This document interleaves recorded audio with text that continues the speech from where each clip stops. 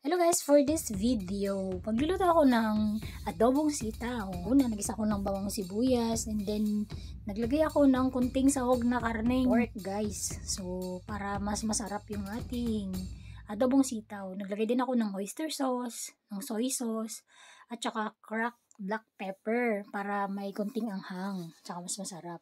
So, yun lang yung aking pinaka-ingredients or pampalasa guys sa aking adobong sitaw. And then, sinangkot ko siya para maluto din yung sahog na karne.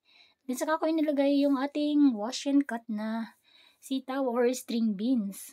So, naglagay din ako ng 2 chop na siling green at saka tubig para maluto yung ating sitaw. Naglagay din ako ng suka at saka kunting asukal para mag-balance yung hanghang, alat, saka tamis. And then, kunting simmering. And then, ayan na guys, ready to serve na yung ating adobong sitaw my version. Yun lang guys, thank you for watching. Bye!